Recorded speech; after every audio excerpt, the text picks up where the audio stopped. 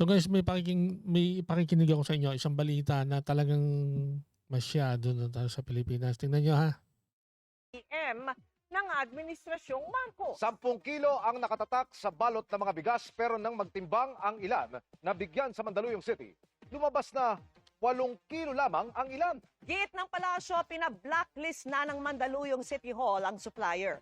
Nakatutok si Marisol Abduraman.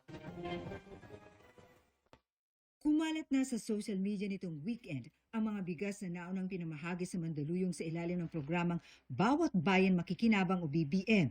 10 kilo dapat ang bigas, pero nang timbangin, 8 kilo lang. Ito yung talagang, dapat ito, kitang-kita na to ha. Dapat to hindi lang masuspinde, hindi lang i-cancel, hindi lang i-blacklist, ipakulong to. Kasi ito kitang-kita na yun. Kita nyo, ginawa yan ng supplier. Do you think walang nag-utos dyan? Walang nagsabi, sige kami ang bahala sa'yo? Dapat to hindi lang ganito na isuspinde, blacklist, hindi. Ikulong. Ikulong tong mga to.